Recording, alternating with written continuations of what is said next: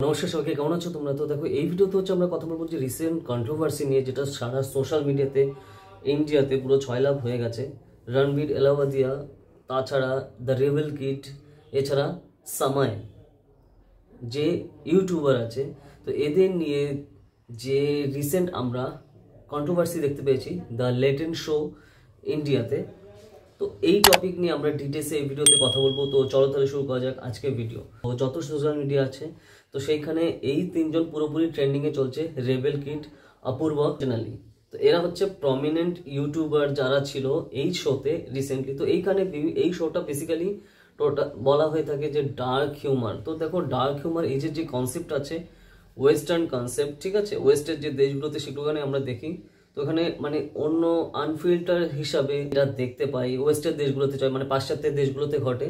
Unfilter jokes থাকে এবং অনেক সময় একটা হেট্রেড লেভেলের থাকে, যেগুলো সেকশন অফ পিপল বা যে কোনো টাইপেরই হেড রিলেটেড জোকসগুলো, তথাকথিত জোকস এখানে পাবলিশ করা হয়। কিন্তু তার এই যে ফরম্যাট এখানে আমরা কপি ইন্ডিয়াতে দেখছি, যেটা ইন্ডিয়া গট লেটেন্ট, যেটা সময় রানের শো হিসাবেই বেশি পপুলারিটি আমরা কিন্তু দেখতে পেয়েছি। সময় রানা হচ্ছে রিসেন্টলি ফেম পেয়েছে ইন্ডিয়া গট লেটেন্টের পর থেকে, কিন্তু তার আগে পুরো ইউটিউবার সে ছিল বেসিক্যালি, মানে ইন্ডিপেন্ডেন্ট ইউটিউবার, এবং যে বহু বছর ধরেই কিন্তু কন্টেন্ট বানিয়ে যাচ্ছে।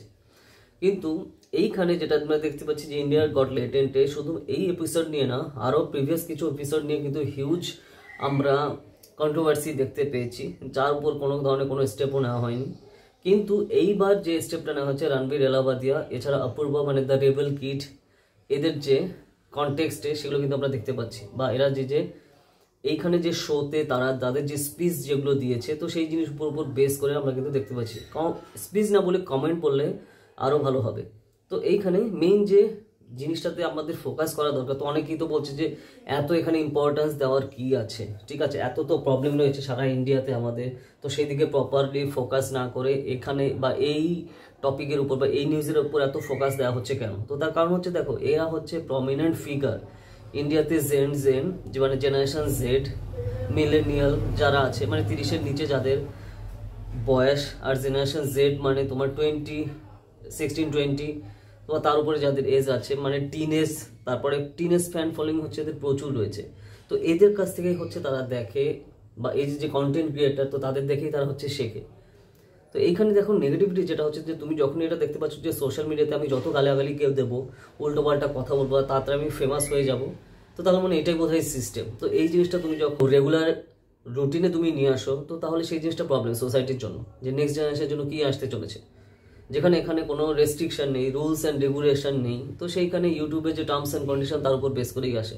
তো ইউটিউবের যে টার্মস অ্যান্ড কন্ডিশন যেগুলো আমরা দেখতে পাই, তো সেখানে হচ্ছে ইংলিশ ল্যাঙ্গুয়েজের উপর বেস করে তোমার সেই হিসাবে এখানে অ্যালগোরিদমটা চলে। তো এখানে হিন্দি ল্যাঙ্গুয়েজ বা অন্য কোনো ল্যাঙ্গুয়েজে তুমি কী বললে তার যে এফেক্টটা কী পড়ছে, তো সেই জিনিসটা কিন্তু অনেক সময় দেখা যায় না।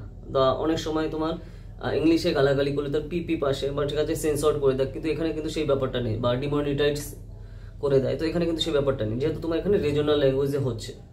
তো এই ব্যাপারটা গেল। নেক্সট এরপর হচ্ছে যে এদের এত কেন প্রেফারেন্স দেওয়া হচ্ছে, কেন রণবীর এলাহাবাদিয়া হয়েছে বলে কি এত প্রেফারেন্স দেওয়া হচ্ছে? তো এখানে ওরকম তো এর থেকে অনেক বেশি ডেঞ্জারাস, প্রচুর পরিমাণে ভালগার বলো বা খারাপভাবে তোমার যে ভিডিও বলো, ঠিক আছে, বা অনেক কিছুই কিন্তু আমরা দেখতে পাই, যেখানে ধরো মা এবং ছেলে মিলে তারা ভালগার ভিডিও করছে প্রচুর পরিমাণে, কিন্তু আমরা দেখতে পাই আমাদের দেশের ইনস্টাগ্রাম বলো, তুমি ইউটিউবে বলো, প্রচুর ভিডিও পেয়ে যাবে। তো সেখানে কোনো স্টেপ নেওয়া হচ্ছে না। তো এখানে কি সমাজ অবনতির দিকে যাচ্ছে না?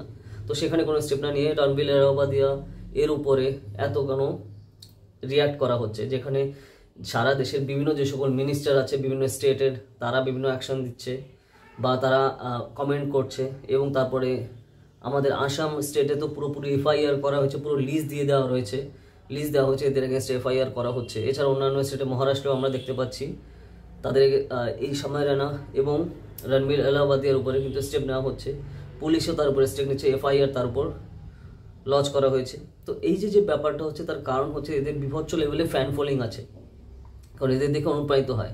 আর তুমি যেটা এইবার এরা যদি এই টাইপের কন্টেন্টকে তোমার বেসিক্যালি একদম রেগুলার ওয়েতে তোমার হিসেবে দেওয়া শুরু করে, তো তাহলে যে নেক্সট জেনারেশন আছে তারা এটাই ভাববে যে হ্যাঁ এটাই সিস্টেম, এটাই বোধহয় ঠিক, এটাই কালচার, নিউ কালচার, এটাই ট্র্যাডিশন, বা এটাই বোধহয় ফেমাস হওয়ার বা লাইফে উন্নতি করার জন্য সিস্টেম। তো তার জন্য কিন্তু রেগুলার আমরা দেখতে পাচ্ছি যে প্রচুর পরিমাণে গালাগালি দেওয়া সহ বিভিন্ন ধরনের কন্টেন্ট কিন্তু আস্তে আস্তে মারাত্মক পরিমাণে ছয়লাভ হচ্ছে। সেই হিসাবে কিন্তু আমাদের স্টেপ নেওয়া দরকার। কিন্তু দেখো কমেডি কিন্তু বিভিন্নভাবে করা যায়, এইভাবে ছাড়াও। তো সেই জিনিসটা মাথায় রাখতে হবে, তার ইফেক্টটা কী পড়ছে সোসাইটিতে।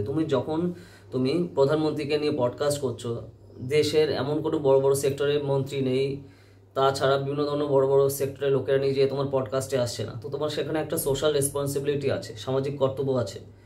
যখন তুমি একটা গ্রেট পাওয়ার তুমি পাচ্ছ, তোমার সেখানে একটা গ্রেট রেসপন্সিবিলিটি বা দায়িত্ববোধ থাকা দরকার। যেটা এরকম দেখো ইংলিশ যে আমরা কোটেশনে দেখি, great power comes with great responsibility. তো এই যে ব্যাপারটাও কিন্তু আমাদের এখানে খেয়াল রাখা দরকার। তো এই জন্যই কিন্তু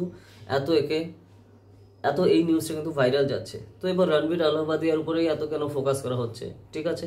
তো তারা কি কি কন্টেন্ট দিয়েছে এটা নিয়ে আমরা অলরেডি ভিডিও করেছি কালকে, ঠিক আছে। তুমি স্ক্রিনে দেখতে পাচ্ছ, এটা হচ্ছে আমার শর্টস ভিডিও নিয়ে এসেছি রণবীর আলাহাবাদিয়ার যে কোন স্পিচের উপর বেস করে এই যে কন্ট্রোভার্সিটা হয়েছে। নেক্সট হচ্ছে দ্য রেবেল কিড, এই কন্টেন্ট ক্রিয়েটারেরও যে ভালগার, যেটা আমরা বলতে পারি যে কন্ট্রোভার্সি সে করেছে, এবং মানে রণবীর আলাহাবাদিয়া থেকে আরও 10 ডিগ্রি উপরে গিয়ে সে করেছে বেসিক্যালি, ঠিক আছে। তো সেই জিনিসটা কিন্তু তার এফেক্ট কিন্তু আমরা দেখতে পাচ্ছি, কারণ তার ফ্যান ফলোয়িং হচ্ছে প্রচুর।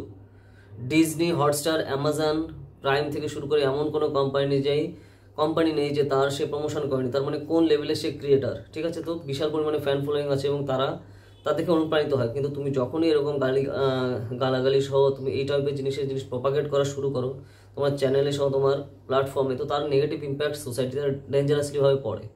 তো সেই জিনিসগুলোও কিন্তু মাথায় রাখতে হবে। তো এই জন্যই কিন্তু এত ফোকাস করা হচ্ছে এই কেসের উপরে। সাপোজ ধরো আমি যে রণবীর আলাহাবাদিয়ার কথা বলছি, তো সেইখানে তার ফলোয়ারের সংখ্যা রয়েছে মোটামুটি, যদি আমরা প্রপার হতে দেখি, প্রায় 19 মিলিয়নের কাছাকাছি ফলোয়ার রয়েছে। ওকে, যে তার যেগুলো বিভিন্ন চ্যানেল রয়েছে, তো টোটাল কম্বাইন মিলে তো 19 মিলিয়নের হিউজ নাম্বার, ঠিক আছে।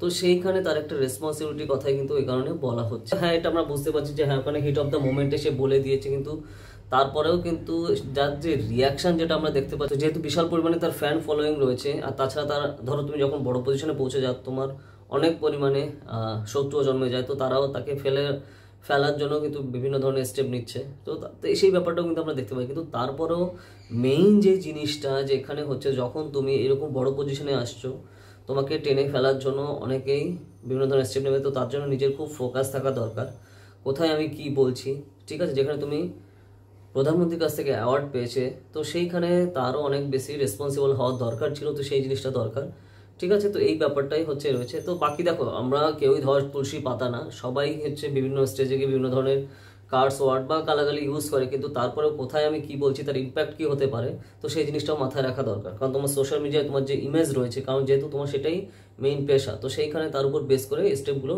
নেওয়া দরকার, না হলে তার নেগেটিভ ইফেক্ট কিন্তু পড়ে আমাদের। ওকে, শুধুমাত্র রণবীর আলাহাবাদিয়া যেহেতু খুবই বড় ফিগার, ঠিক আছে, অনলাইনে বা সোশ্যাল মিডিয়াতে, তো তার জন্য সেই ইফেক্ট আমরা দেখতে পাচ্ছি। কিন্তু এখান থেকে আমাদের প্রচুর জিনিস শেখা রয়েছে। তো সেই জিনিসটা মাথায় রাখা দরকার যে তোমার পাওয়ার যখন আসছে, তোমার রেসপন্সিবিলিটিটাও কিন্তু অনেক বেড়ে যায়। তো সেই জিনিসগুলো মাথায় রাখা দরকার, তখন তার নেগেটিভ ইফেক্ট কিন্তু সোসাইটিতে পড়ে।